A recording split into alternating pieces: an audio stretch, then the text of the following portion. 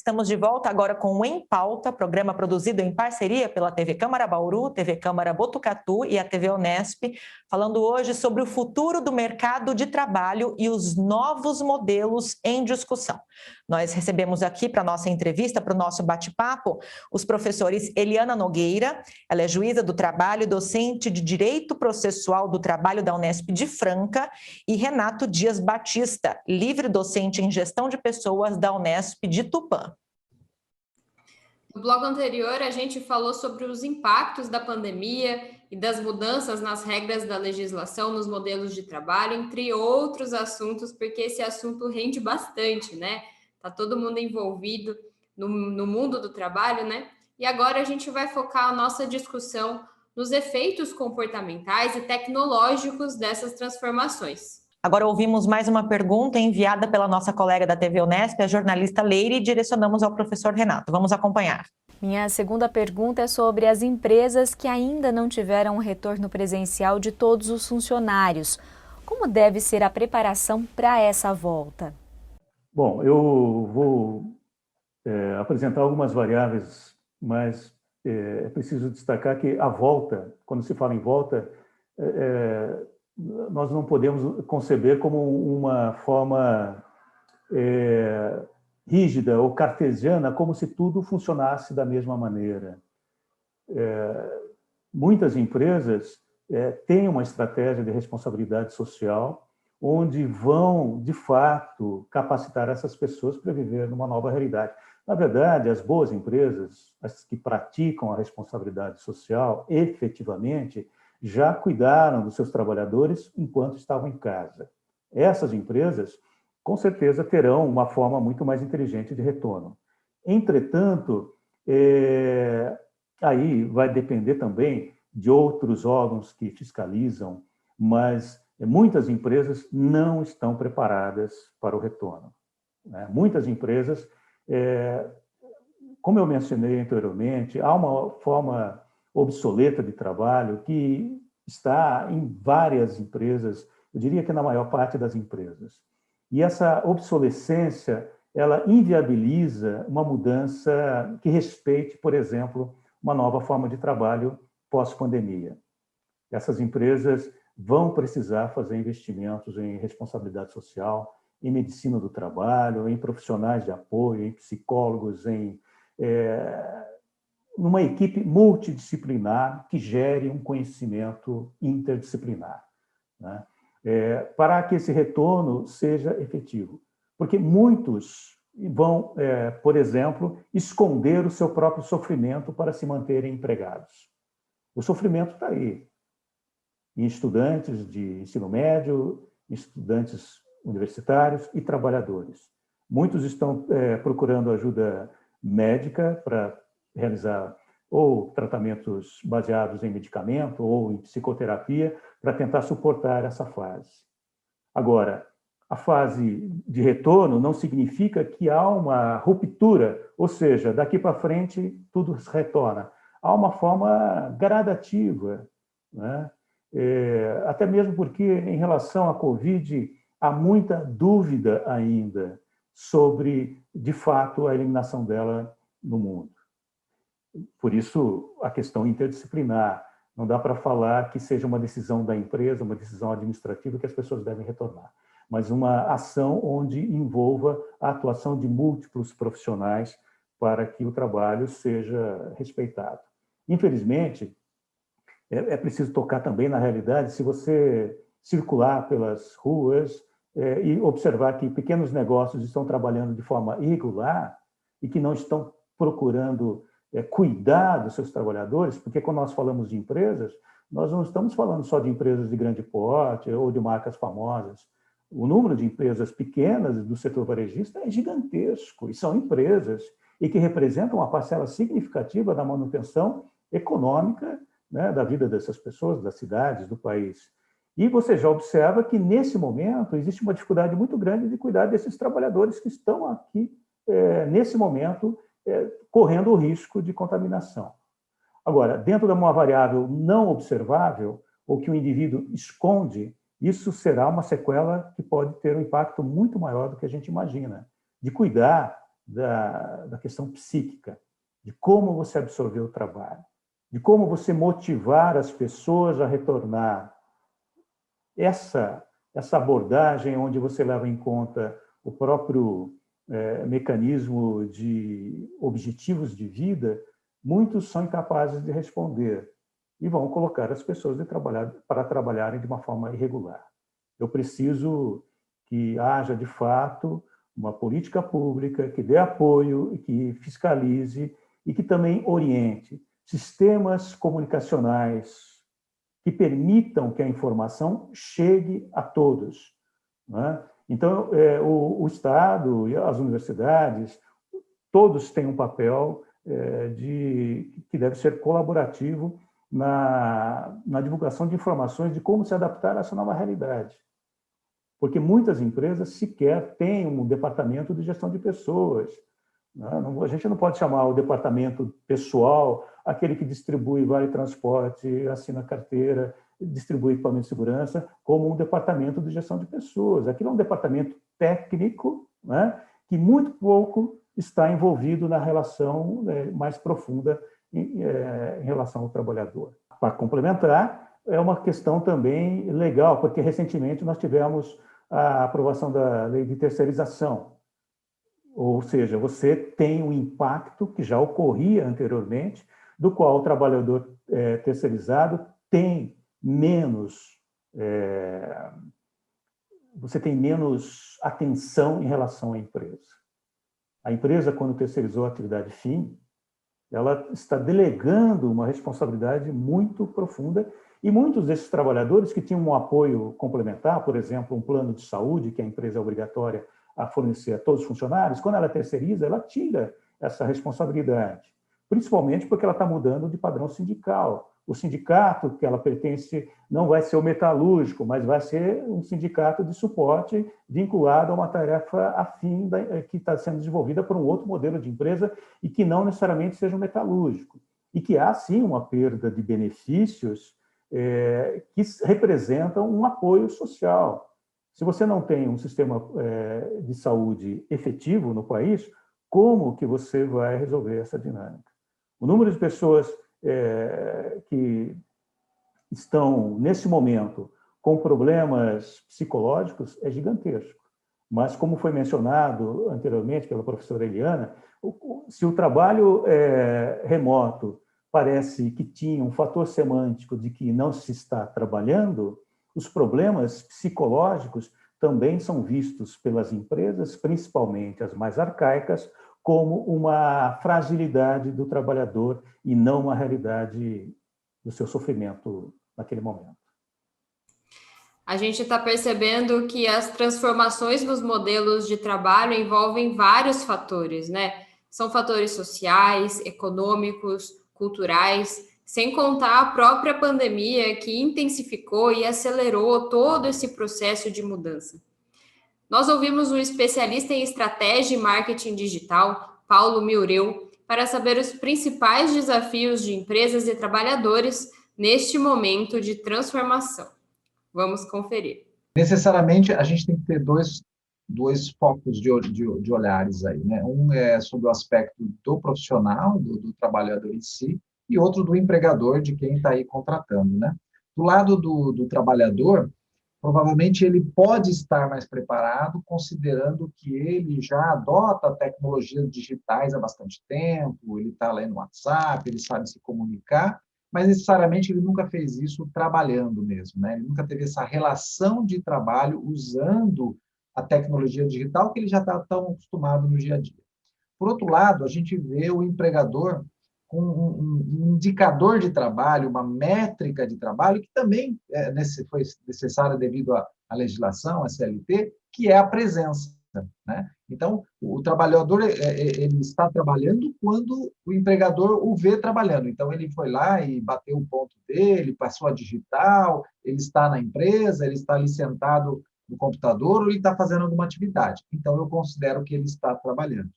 E, a partir desse momento, a gente tem um problema muito sério, que são as empresas não considerarem um outro indicador, que já se vem sendo falado há muito tempo, que é realmente a produtividade, que é realmente o resultado, que é realmente aquilo que o trabalhador deveria entregar, que é fruto do seu trabalho. Então, a percepção tem que ser diferente e o empregador, né, a empresa precisa olhar agora para esses números, para esse resultado. Quando você tem um trabalhador remoto, a sensação que você tem é que, se ele não está comigo, se ele não está do meu lado, será que ele está trabalhando? E o ponto-chave disso é, será que importa se ele está trabalhando naquele momento ou o que mais importa é o resultado que ele entrega desse trabalho? Então, essa relação vai precisar mudar, e aí essa mentalidade, né, do empregador precisa mudar e do trabalhador também, porque cada vez mais o foco é esse resultado da entrega. É realmente uma relação que fica até muito mais produtiva para ambas as partes, né? Muito mais transparente para todos. Ou seja, novos modelos de trabalho não comportam mais olhares convencionais dessa relação empregador e empregado. Não comportam mais. Agora não importa mais tanto, até mesmo a questão da legislação, né? Que era, realmente, eu estou trabalhando porque eu entrei na empresa ou saí da empresa. Agora o que é mais importante é o resultado, que é a relação que você realmente teve ali na contratação de um colaborador, né? Direcionando a pergunta agora para a professora Eliana, baseada nessas análises do nosso especialista, o Paulo, professora, o avanço da tecnologia, ainda falando sobre essa mentalidade, né, dos trabalhadores e das empresas contratantes, é inevitável sobre as relações de trabalho? Alguns estudos apontam, por exemplo, que a robótica e a inteligência artificial, por exemplo, podem colocar em risco 3 em cada 10 empregos até 2030. Como que o trabalhador de segmentos tradicionais, convencionais, pode se preparar para esse novo cenário? Olha, investimento em educação, não tem outra saída. A gente tem um gap, uma distância muito grande, no caso brasileiro, em muitas das áreas, entre o ensino e a empresa, né? Entre a educação e a empresa, entre a escola, entre a universidade e a empresa. A gente precisa reduzir essa distância. Eu não tenho dúvida. Se nós não tivermos um amplo plano de educação, inclusive de educação profissionalizante, voltada para a tecnologia, nós não vamos conseguir diminuir essa distância. Vou dar um exemplo da Alemanha. Quem capitaneou toda a revolução, a quarta revolução industrial, e trouxe as inovações mais importantes da indústria 4.0 foi a Alemanha. Existe um relatório feito pela Roland Berger em 2011 que narra o que seria a indústria 4.0. É muito importante que esse relatório fala que, até então, quem tinha se beneficiado da globalização eram os BRICS, Brasil, Rússia e China, teriam se beneficiado da onda de globalização que levou a produção para os países de menor impacto econômico para as empresas. O que a Alemanha gostaria de fazer, então? O que ela propõe a partir desse relatório? A centralidade da produção levar de volta a manufatura para a Europa, centralizando na Alemanha, por óbvio, com alta tecnologia. A manufatura que havia migrado para os países periféricos deveria retornar com alto investimento tecnológico, com tudo aquilo que a indústria 4.0 pode trazer. Uso de tecnologia, alta tecnologia, a IoT, a comunicação entre os equipamentos, a nuvem, e por aí vai, tudo que foi criado nesse período aí, nesses últimos anos. Como é que a gente olha para isso no modelo brasileiro? Eu gosto de dar um exemplo, para a gente dimensionar isso. Eu sou muito curiosa. Eu fui a São Paulo visitar a FEIMEC em 2019, começo de 2019. É a maior feira mecânica que existe aqui no país para trazer inovações para a indústria 4.0. E eu fui lá de curiosa para saber o que tinha de inovação. E tinha muita coisa, né? Já trazendo as inovações para essa indústria que as empresas poderiam comprar. E eu assisti uma palestra feita na época por alguém de financiamento público. E essa fala do financiamento público foi toda voltada para a compra de equipamento. A hora que terminou, eu fui lá e conversei com o cidadão, né? Escuta, me diz uma coisa, existe alguma linha de financiamento voltada para qualificação profissional? Ele virou para mim e falou, interessante a pergunta, porque eu já tive gente aqui hoje que veio fazer cotação desses equipamentos, mas disse que não podia comprar porque lá na empresa dele não tem mão de obra qualificada. Então, olha a distância que existe. Nós precisamos criar uma política pública nacional para investir no aprendizado para a vida toda, que a Europa já fala isso com muita precisão, lifelong learning, né? O aprendizado para a vida toda. Hoje, a nossa educação está vinculada à aprendizagem profissional, que vai no máximo até 24 anos, se for pessoa com deficiência não tem limite, ou aquele que foi para o ensino técnico ou que foi para a universidade. Eu não tenho, dentro dos órgãos públicos, e vai bem na linha daquilo que o professor Renato falou, não é responsabilidade só das empresas, é responsabilidade também do Estado, e eu precisaria implantar a política pública para que esse pessoal pudesse se requalificar para talvez encontrar um posto de trabalho desses que devem surgir. Precisamos investir na indústria nacional, na esfera de tecnologia, isso também ainda não temos um programa adequado nisso, mas se nós conseguíssemos evoluir, precisaríamos de qualificar essa mão de obra. Eu não tenho dúvida. Infelizmente, boa parte dos empregos serão exterminados. Há quem diga, não serão exterminados, eles são substituídos por outros. Mas ainda que sejam substituídos, nós não vamos conseguir ter emprego em quantidade adequada. Então, para responder a sua pergunta, se eu pudesse resumir, investimento maciço em educação.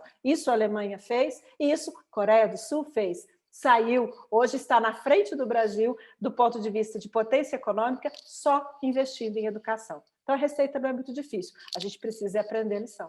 Aproveitando que a professora citou brevemente os órgãos públicos, o secretário de governo da Prefeitura de Botucatu, Fábio Leite, também comentou conosco sobre a adaptação ao se adotar a tecnologia e o trabalho remoto nos processos públicos aqui da cidade. Então, vamos conferir o que ele tem para falar. Bom, primeiro que a adaptação teve que ser muito rápida, né? Muito rápida, porque realmente em meados de março do ano passado surgiu todo esse assunto, todo esse momento, e a gente teve que fazer essa adaptação do dia para a noite praticamente. Eu diria que no começo o mais difícil foi todo o planejamento da questão, né? Porque realmente era uma realidade que a gente tinha experimentado em pouquíssimas ocasiões. Mas depois que os projetos começaram a se encaixar, especialmente os projetos de automação, a gente viu que a realidade ela era um pouco mais administrável ou mais fácil de ser administrada do que a gente imaginava no início de tudo. Fundamentalmente, o que a gente teve foi reorganização de processos, colocando muita tecnologia, né? Muito sistema, muito e-mail, muito WhatsApp, muito internet, para permitir que os cidadãos que se vinculavam diretamente no Paço Municipal fisicamente passassem a operar de forma remota, mas foi possível. Para o cidadão, o impacto hoje, eu diria 1 ano depois, ele tende a zero. Talvez até em alguns momentos o processo esteja até mais otimizado ou mais facilitado do que era antes. Porque, como eu disse, para todos os canais, para todos os serviços que a prefeitura prestava, ou quase todos, né? Se a gente for falar da educação ou de um atendimento médico, não cabe, mas vamos falando dos serviços administrativos, né? Eu diria que boa parte dos serviços eles ficaram muito mais simples, muito mais fáceis.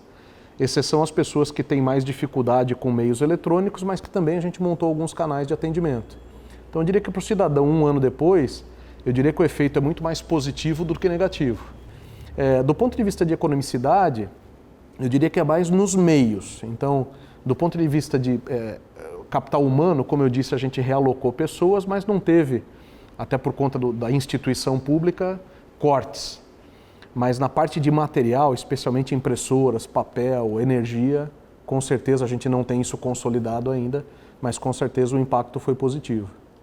Eu acho que a tendência mundial ela vai se fazer presente também no serviço público da cidade de Botucatu, o que todos chamam do novo normal, né? Eu acho que a nossa realidade, uma opinião muito pessoal, ela nunca vai ser como fevereiro de 2020. E, considerando tudo que eu disse até agora, eu acho que ela é uma realidade para melhor. Então, as instituições públicas ou privadas aprenderam a lidar com a distância, oferecendo o mesmo serviço ou um serviço até mais ágil, mais prático, mais complexo. Então, eu acho que a gente não volta ao que era antes.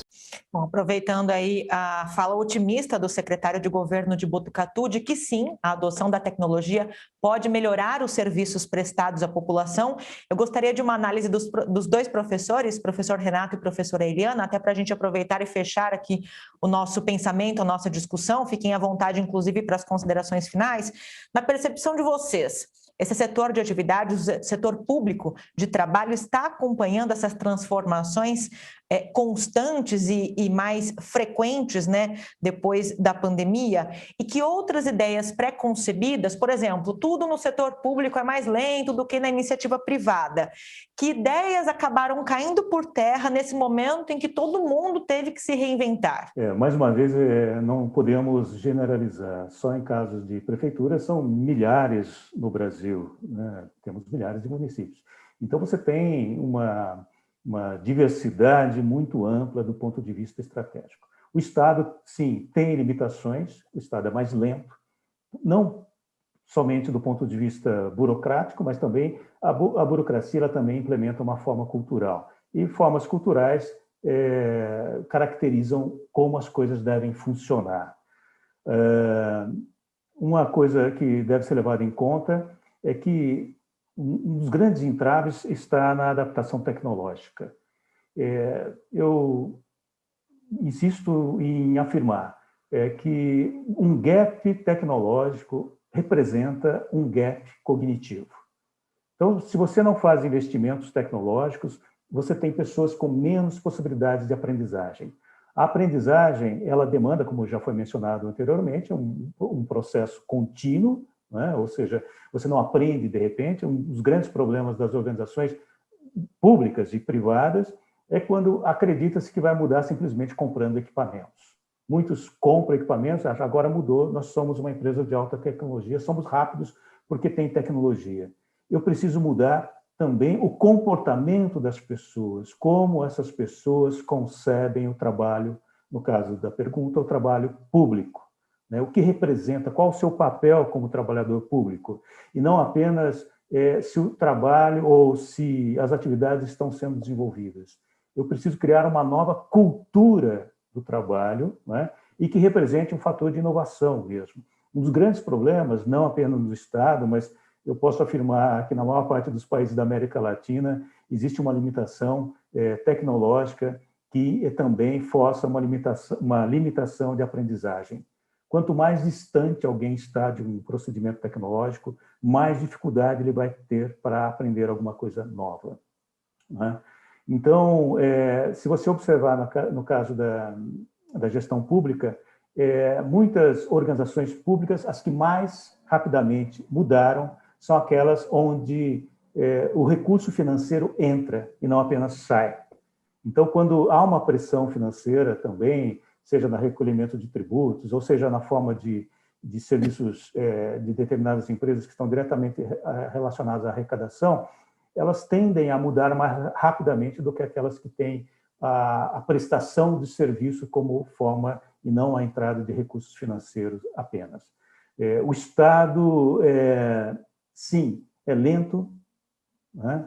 Não apenas no Brasil, mas, volto a afirmar, na maior parte da América Latina é extremamente lento, tem um pensamento obsoleto em relação à realidade tecnológica, demora para dar uma resposta efetiva para as mudanças e acaba trabalhando por uma pressão externa. Eu acredito que a melhor forma, e aí para finalizar, a melhor forma de mudança é aquela que impulsiona características proativas. Eu não preciso esperar grandes problemas que me forçam a mudar, como, por exemplo, muitos estão mudando por causa da pandemia. Ótimo, mas isso é uma atitude reativa.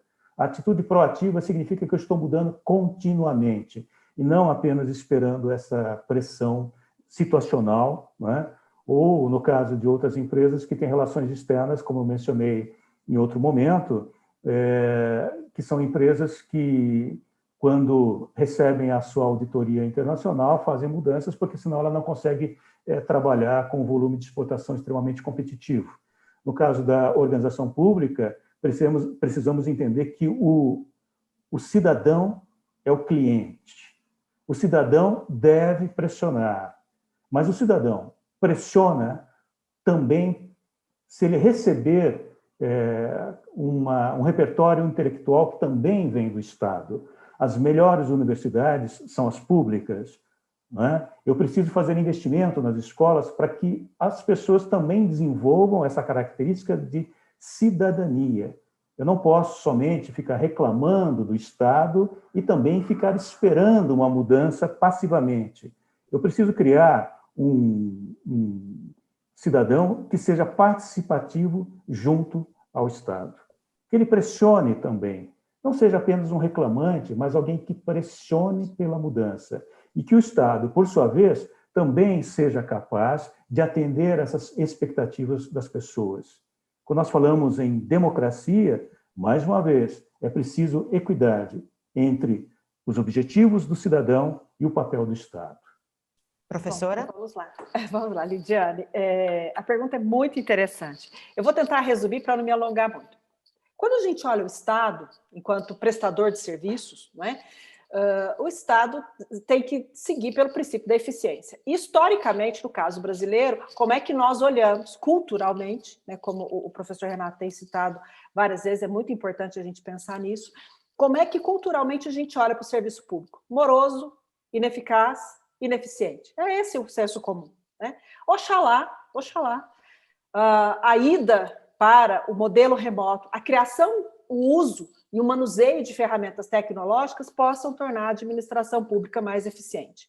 Eu não tenho dúvida, e se nós formos acompanhar os dados dos últimos relatórios feitos pelos órgãos públicos que fizeram um levantamento, a economia que se gerou com o uso de ferramentas tecnológicas do serviço público foi imensa.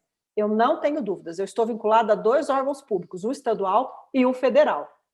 Essa economia, ela vai motivar o administrador público. Então, eu entendo bem o caráter, vamos dizer assim, otimista do nosso administrador. Gerou economia para os cofres públicos e a gente precisa ser eficiente. Em tese, se eu economizo, eu poderia investir em outras áreas. É isso que a população quer, é isso que o serviço público precisa. Então, espero que realmente essas medidas sejam aquilatadas de modo que nós consigamos perseguir um Estado que seja mais eficiente na prestação do serviço público, sem esquecer de vista que uma boa parte da nossa população ainda é analfabeto digital e está excluído desse mundo. Então, não vai dar para todo o serviço público ser feito pela telinha. Eu vou precisar, principalmente o serviço público essencial, precisa do atendimento presencial. Há um outro dado, porque eu preciso olhar para o todo. As atividades que mais perderam postos de trabalho durante a pandemia foram a parte de hotelaria e a parte de alimentação. O turismo negocial deixou de existir. Acredito que com vocês aconteceu a mesma coisa que comigo. Eu fazia inúmeras viagens mensais a trabalho. Faz 1 ano e meio que eu não saio de casa.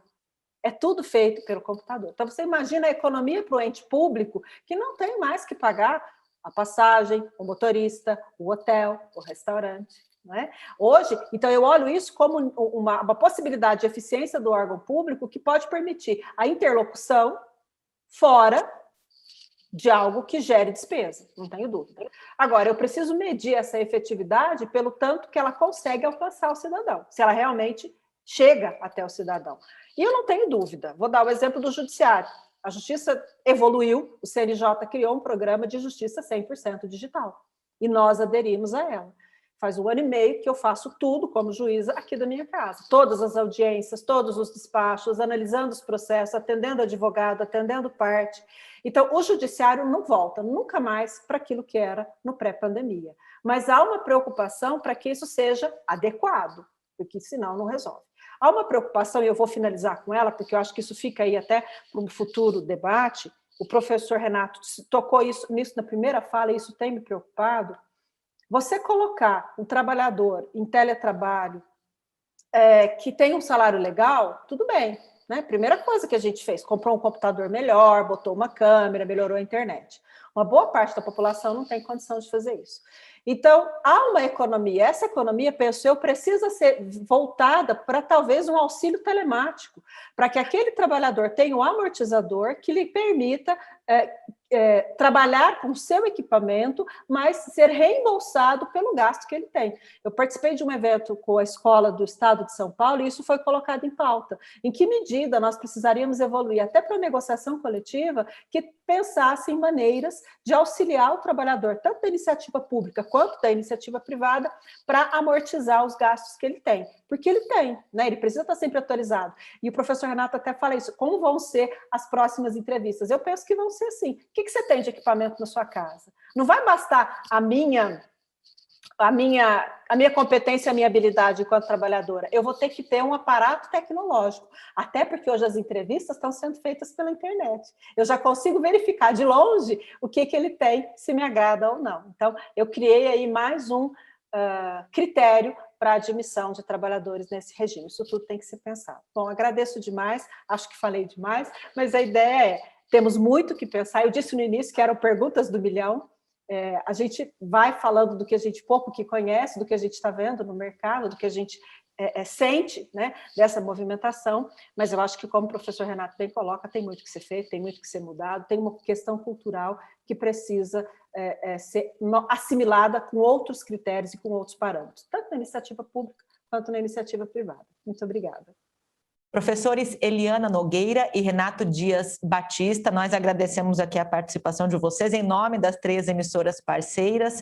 Agradecemos por terem aceito o convite para participarem conosco de mais uma edição do Em Pauta e pela generosidade das informações compartilhadas. Muito obrigada.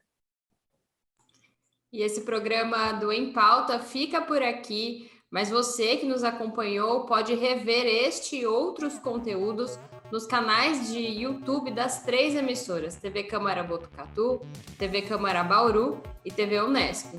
Obrigada pela sua companhia e até a próxima.